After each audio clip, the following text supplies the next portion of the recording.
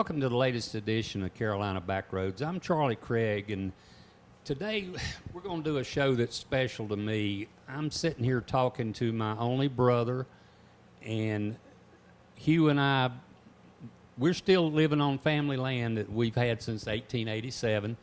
We're kind of the end of the line, so to speak. And he and I have talked for a long time about sitting down and sharing some of his experiences in the Army and from Vietnam, and he's just going to tell us some of the stuff you hadn't heard before, and some of it's pretty humorous. We'll try not to get too emotionally involved in the bad part of it, and so be it if it is. And sitting beside him is Larry Inslee. It's a guy I've known since I was probably 14, 15 years old. We call him Augie, and Augie and Hugh were real close to each other in Vietnam, sometimes only a mile or two apart at the same time, and didn't know it. And so they're just going to share some experiences. And Hugh started to beginning back when you woke me up that morning with a draft notice. Well, I was working for our uncle at the county, and I was off. It was a Saturday morning, and I went to the mailbox and pulled out this government official letter. And it said, "Greeting from Lyndon B. Johnson. You are hereby ordered to be at the Gastonia bus station in 2 weeks at 7:30 in the morning." And my legs almost crumbled out from under me. I had to come tell you, and I was sick. You woke me up. Yes. Okay. Where did you go first when you went in? Where did you take basic? Fort Bragg, Fayetteville. Mm-hmm. And then you moved up to Fort Lee, in Petersburg, Virginia. What was your assignments there? What was the first one that you did once you were at Fort Lee? At Fort Lee, I was assigned to transportation, the motor pool, and there was a newly forming company, and I was the second one to ever arrive, and Sergeant George Spry, he took a liking to me, and he assigned me to be on honor guard detail for burial detail. I got that. And then I was assigned to drive for the generals for the Log X program, driving them from Byrd Field at Richmond down to Petersburg, taking them to parties at night, standing, waiting outside the car. And it wasn't bad. I did that 3 days a week, and the other 2 days a week I worked at the main PX in the back and hauled stuff in a Dodge pickup truck for them. Tell me about them calling you into the office when your unit was ready to go to Vietnam and the offer they made you. I was on KP one night, and the CQ runner come got me. He said, "You need to go up to Lieutenant so-and-so's office," which was 2 blocks up, and said, it was 7:30 at night. He said, "He wants to talk to you." It scared me to death. I said, "What does the LT want with me?" I went in there, saluted. He said, "At ease, have a seat." He said, "I got to make you an offer." He said, "You've been on this Log X program driving 1- and 2-star generals all summer, and you've got a 100% rating with them, and they want you to keep on driving, and I can get you out of Vietnam if you sign this paper right here. But the clincher," he said, "we got to put you in headquarters company," and that put the nail in the coffin. I said, "I'm going to Vietnam. I'm sorry." He said, "Well, you got a week to change your mind," but I didn't want to go to headquarters because all they did is wash and polish cars, and that just wasn't me. And tell me what you told me about wanting to go with your guys.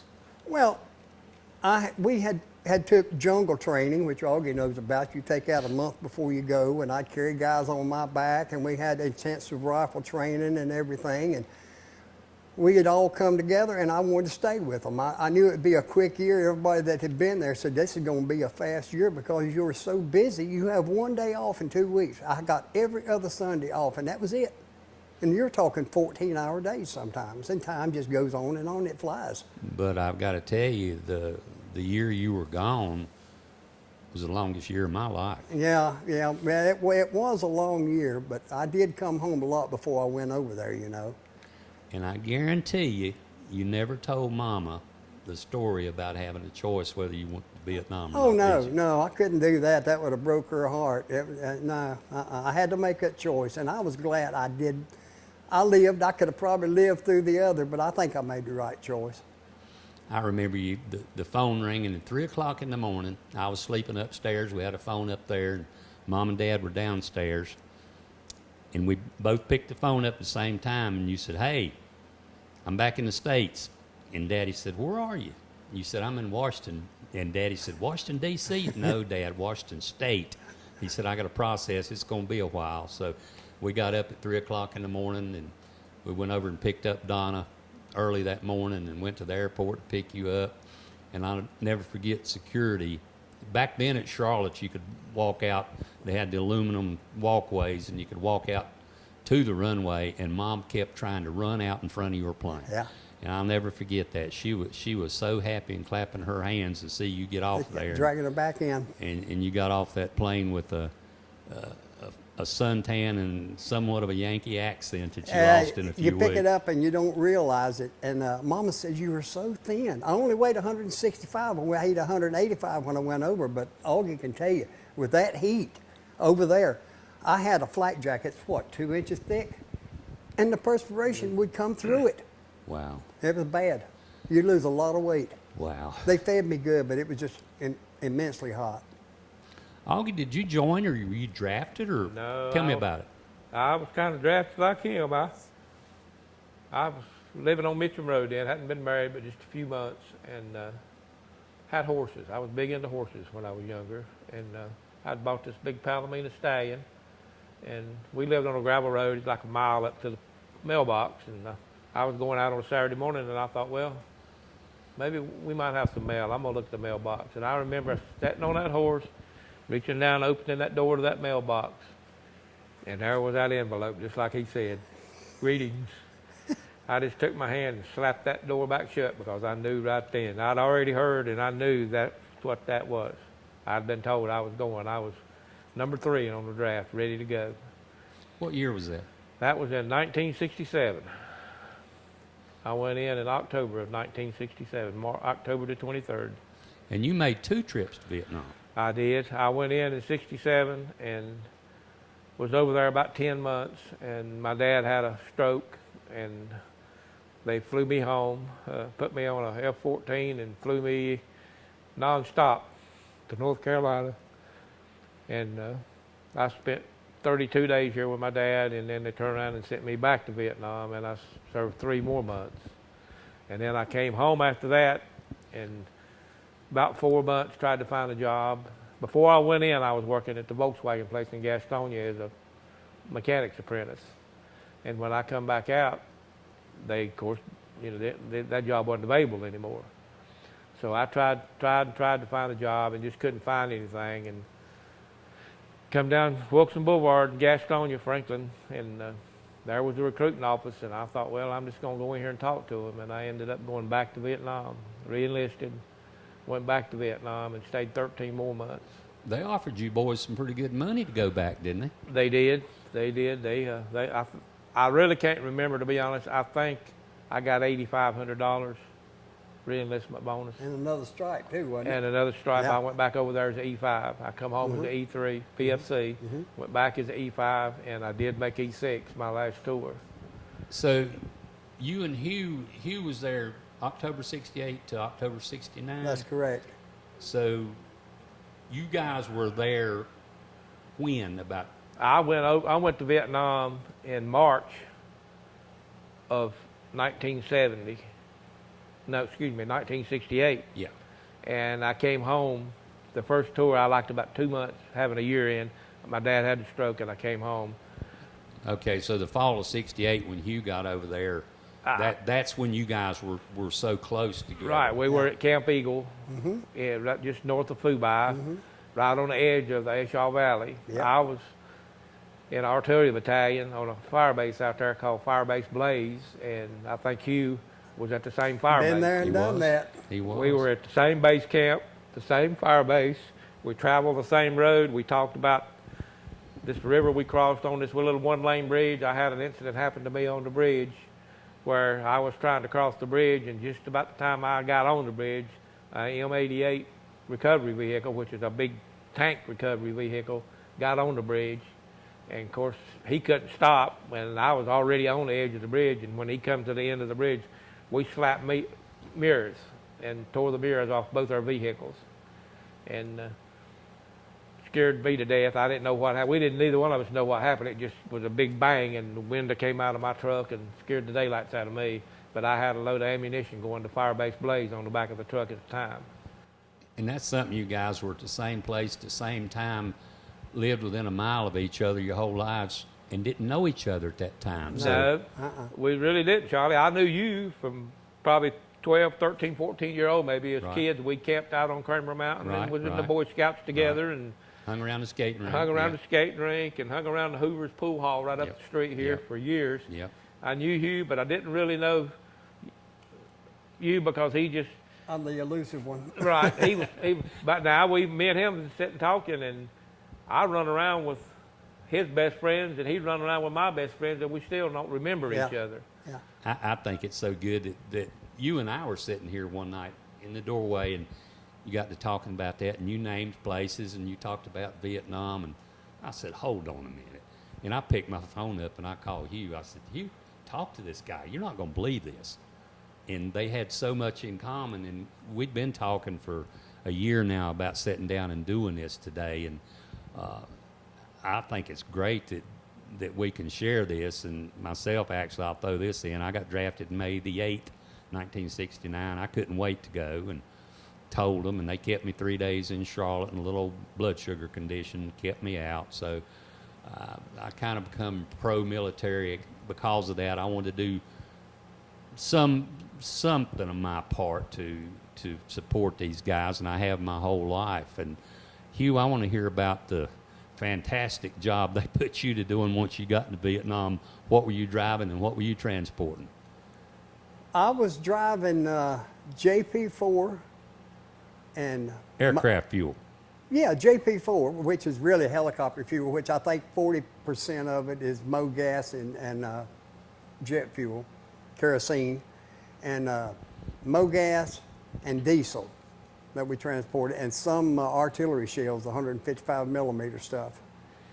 And I saw something really bad happen. I'm not going to talk about it, but it changed my mind. I volunteered for the gun truck. I said I'd rather get blown up on that gun truck or get shot than go out like this. So I got on the gun truck, which was a 5-ton, like a deuce and a half, and we had 2 M60 machine guns and a 50 forward.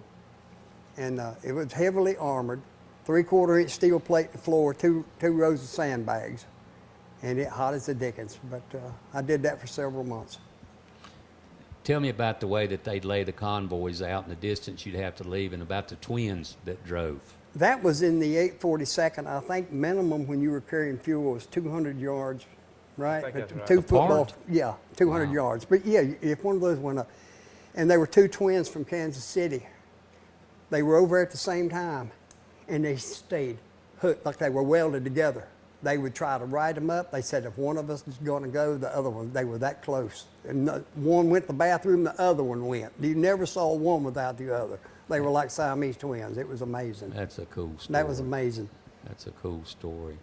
I know in your photo collection, and you don't have to go into detail on that, but you showed me a picture of one of those trucks that took a hit, and all it was the front bumper and the front axle.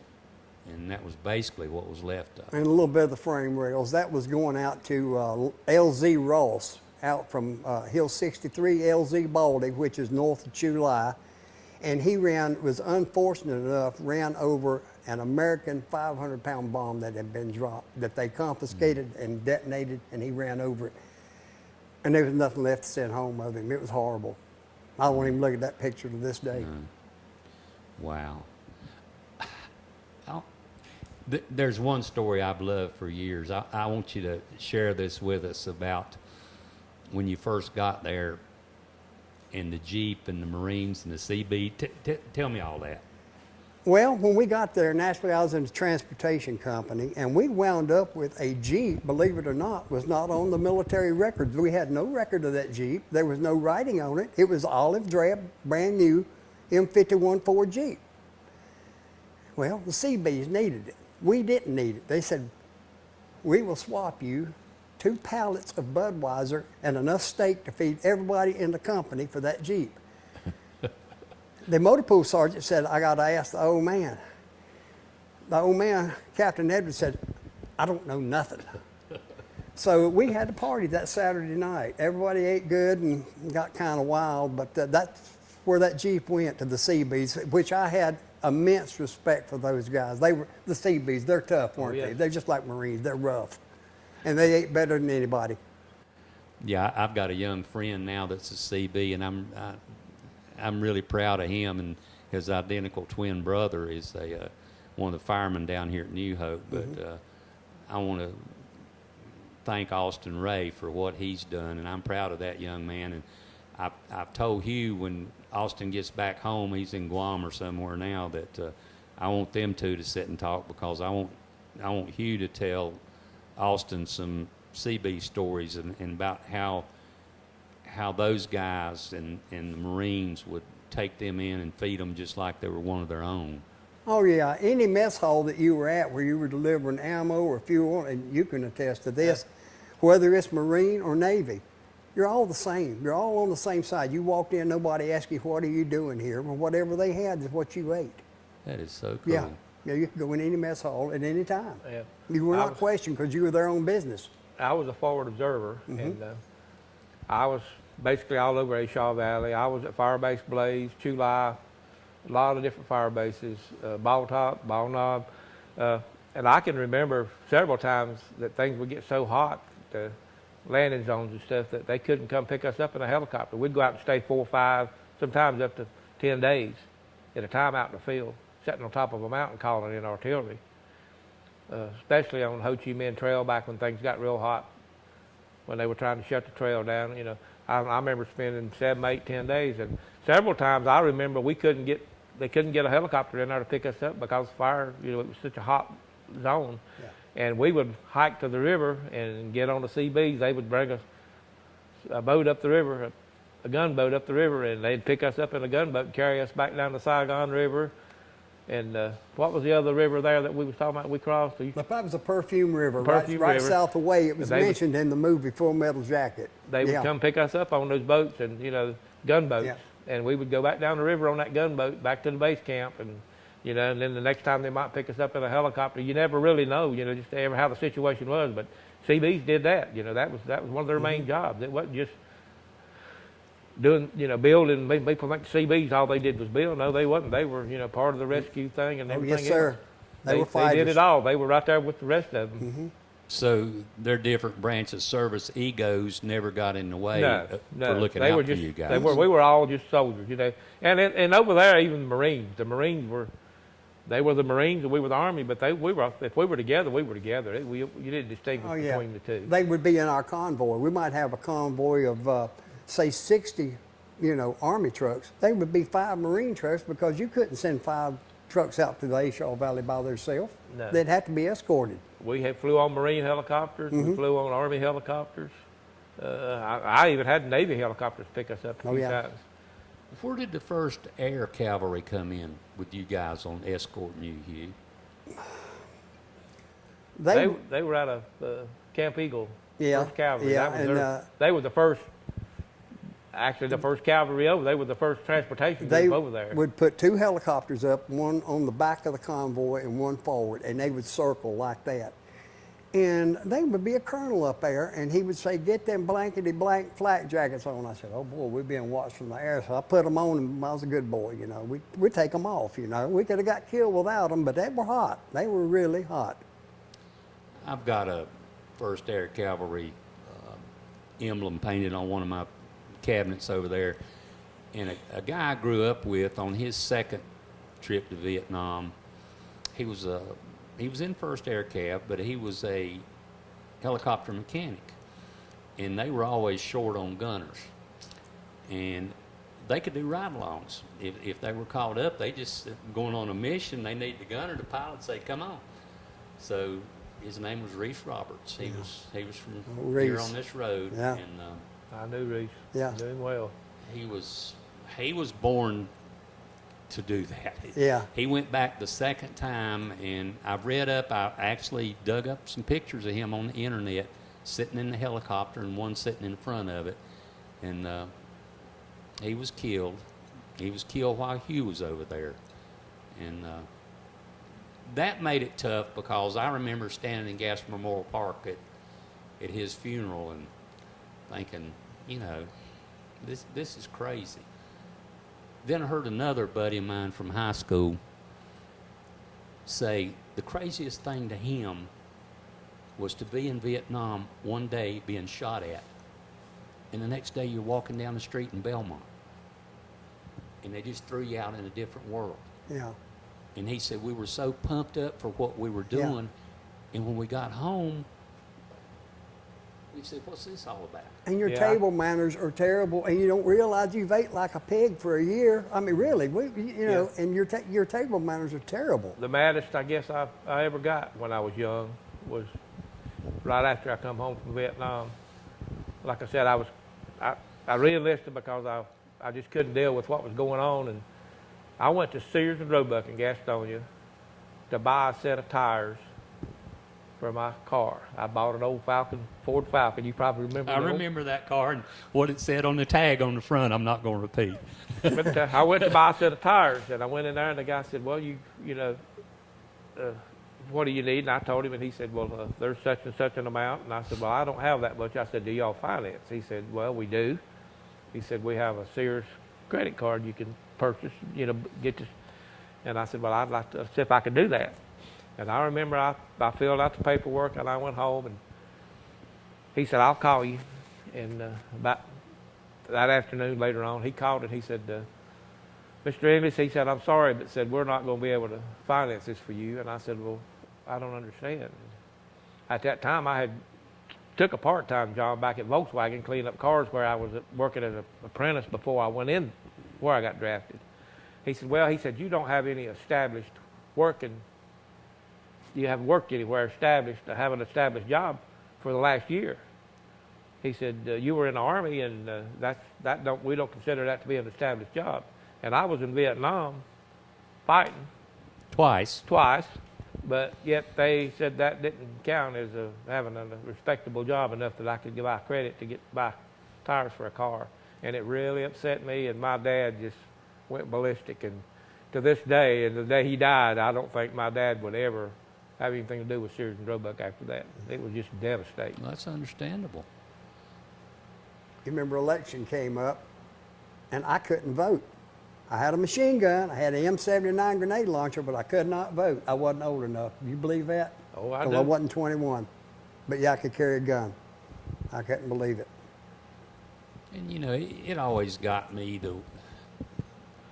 As much as I love the military, they would get you guys and train you and use you and say, see you later. Yeah, throw you away. Yeah, they just when I back after my second tour, when I come home, I spent 13 months over there. I only had to stay 11. I spent 13 because if I spent the extra 2 months, I got to come home and I didn't have to serve in the National Guard to complete my tour. Okay. I was 13 months. Yeah. In other words, I would have had to serve that last 13 months if I took an extra 2 months in Vietnam, which I did. Hugh, Augie, I can't thank you guys enough for sitting and talking to us today and sharing your stories with everybody. It's really been a pleasure. And here at Carolina Backroads, and I can speak for Michael and Jimmy Wentz, this is one of the best shows we've ever done, and I think everybody will enjoy it. And just thanks again for sitting and sharing your lives with us. Thank you for having us. You're welcome. Thank you. Well, there you have it. There's our latest edition of Carolina Backroads. This has been a real special show to me. It's one I've been wanting to do for a long time, and those guys over there behind the camera, they're good enough to let me have my third say-so in this little bitty corporation we've got. And when I told them that we wanted to do this for you folks, they said, heck yeah, that's a great idea. So we hope we can get this one put on YouTube, and years to come, people will know another side of Vietnam and another side of guys and how it has affected their lives and what great people they turned out to be on account of it. But I'm Charlie Craig, and until next time we see you on Carolina Backroads, stay safe out there. Take care of each other. See ya.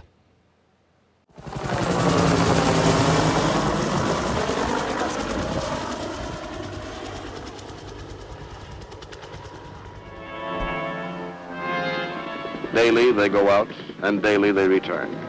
In 90 days, the men of the brigade gained control of the Tuy Hoa region. Now operating in small units, they kill 516 hardcore Viet Cong troops between February and April. The rice crops are saved.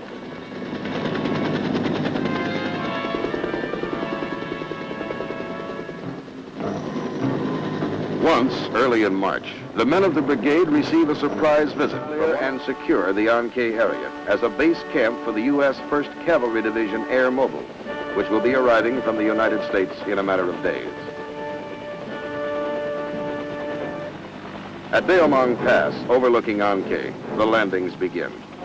After months of special training at Fort Campbell, Kentucky, this is it, the moment every man knew would come. A Viet Cong main force battalion has been reported in the area, and the airborne infantrymen expect instant contact. But it doesn't come. The Viet Cong are evasive, biding their time. It is an anticlimax for the men. This is their first lesson in Vietnam. No big battles when expected. Instead, a nagging war of attrition with primitive booby traps and snipers, small unit actions and ambushes in the jungle. Only when he thinks the situation is favorable will the enemy show himself in force.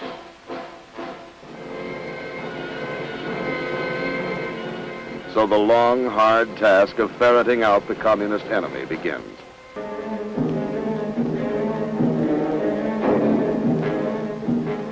But the Viet Cong have been seizing the harvest and collecting unbearable taxes from the frightened farmers.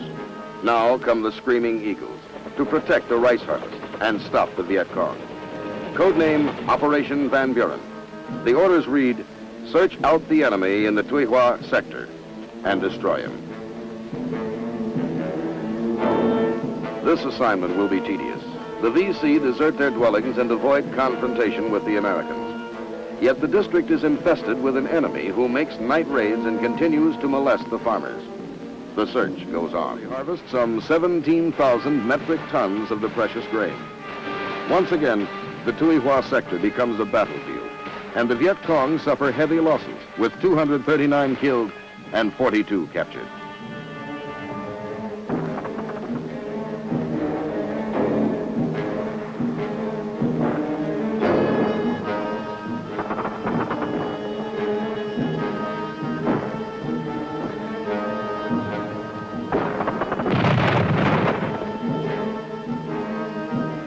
The Viet Cong have had enough.